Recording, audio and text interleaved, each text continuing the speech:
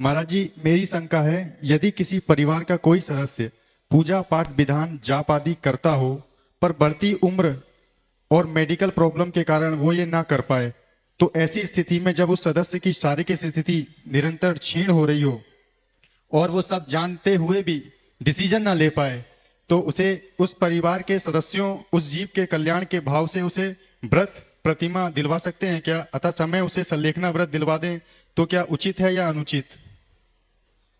देखिए, प्रत्येक व्यक्ति को अपने जीवन का एक ही लक्ष्य रखना चाहिए कि अपनी सारी जिम्मेदारियों से मुक्त होने के उपरांत मैं व्रत संयम की राह पर चलूं और अपना अंत समाधि मरण के साथ करूं। लेकिन ये सब चीजें बहुत दुर्लभ है, केवल सोचने से नहीं होता। कई लोगों के साथ बड़ी विषम स्थितियां भी निर्मित हो जाती। वृद्धावस्था में अनेक प्रकार के रोग जकड़ लेते हैं, शरीर रोगाक्रांत हो जाता है और शरीर के रोगाक्रांत होने से कई बार व्यक्ति की स्मृतियां भी क्षीण होने लगती है, स्वभावगत चंचलताएं भी आने लगती है और कई बार तो ऐसी स्थिति होती है कि उसे खुद पता नहीं रहता कि वह क्या कर रहा है और क्या नहीं कर रहा। लेकिन ऐसी स्थिति में परिवार की जिम्मेदारी है कि हम उनके धर्म ध्यान को बरकरार बनाते हुए उनके कल्याण का पथ प्रशस्त करें। मैं दो उदाहरण आज आप सबके बीच रखूंगा। एक सज्जन थे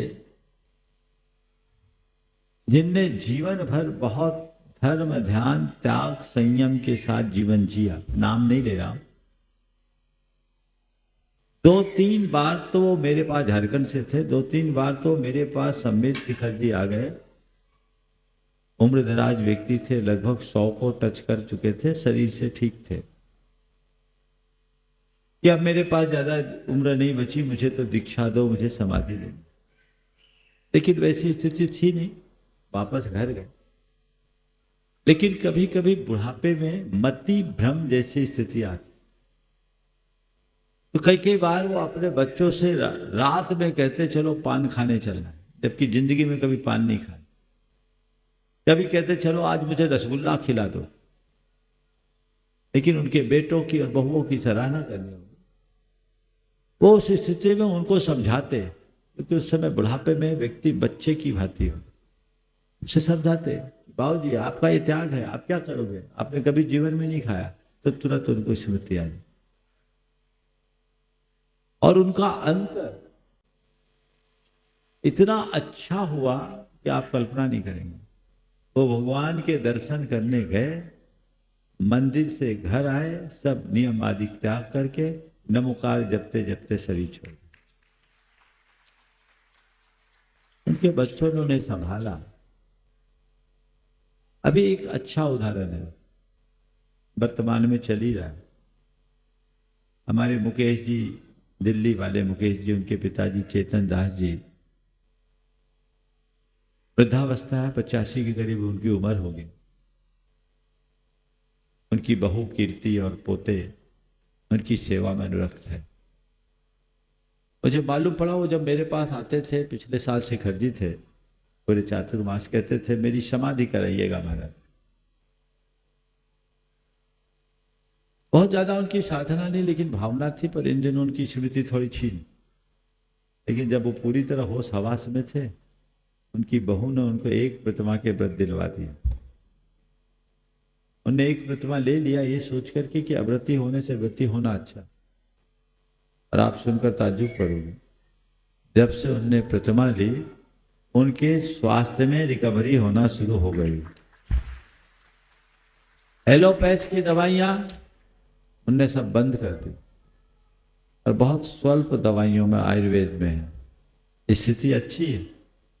अब इस स्थिति को ऑब्जर्व करते हुए शरीर तो एक दिन छूटना ही है, लेकिन शरीर को अस्पताल में आहें भरते हुए छोड़ने की जगह गुरु चरणों में नमोकार जपते हुए छोड़ना श्रेष्ठ है। अगर आप अपने माता पिता के सच्चे हितैषी बनना चाहते हो तो उनके आत्मा के कल्याण का रास्ता खोलो। एक बात गांठ में बांध के रखो, डॉक्टर शरण नहीं है, धर्म शरण। बीमारी यदि क्यूरेबल हो तो आप चिकित्सा कराइए, लेकिन लग रहा है लक्षण तो अस्पताल ले जाने की जगह घर में ही जितनी सेवा शुश्रूषा हो करिए और नमोकार सुनाइए। व्यक्ति चैतन्य है तो उसको व्रत लेने की भावना जगा दीजिए। और कई बार लोगों की अंत अंत में ऐसे संस्कार जाग उठते हैं कि जीवन बदल जाता है। एक सज्जन और थे, 1997 की बात, मैं जबलपुर में था।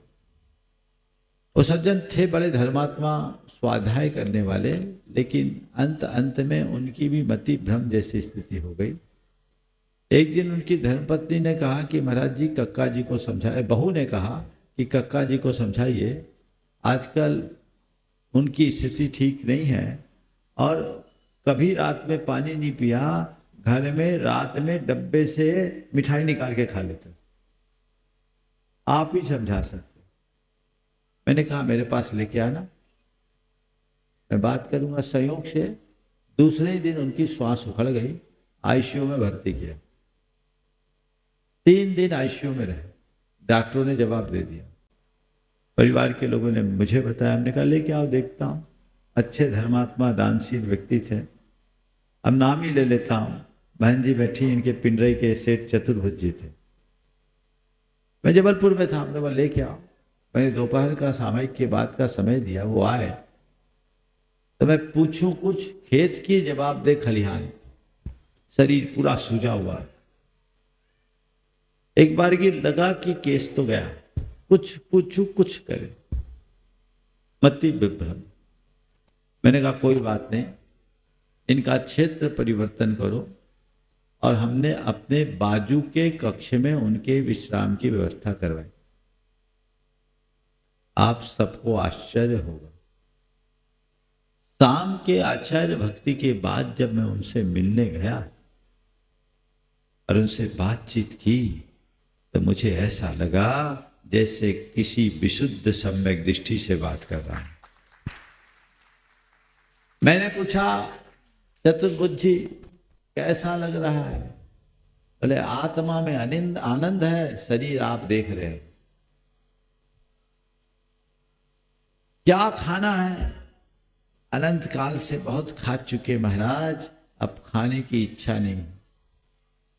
किसकी शरण में जाओगे?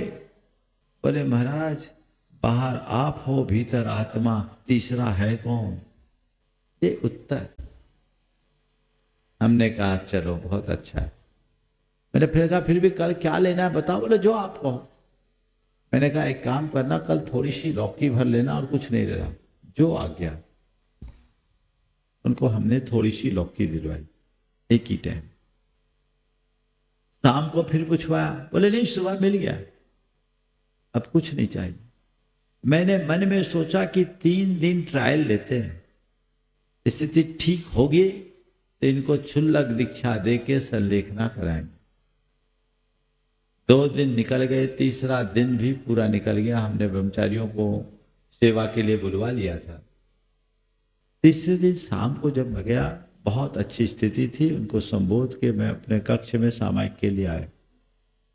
अचानक खबर आई तबीयत बिगड़ गई, उनकी श्वास उखड़ी हुई थी। परिवार के लोगों ने कंपाउंडर को बुला लिया था, वो सिरिंज भर के रखा हुआ था।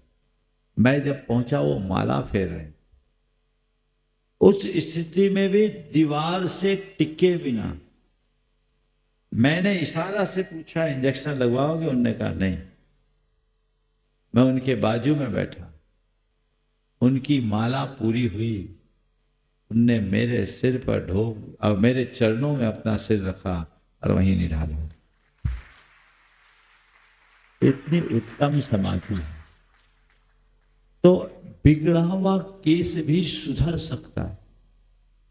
इसलिए ये मत देखो कि सामने वाला कितना रिस्पॉन्स कर रहा है, बस उसकी भावना को जगाकर आप अपनी सद्भावना रखिए, इससे उसका कल्याण हो सकता है, इसमें कोई संकोच नहीं।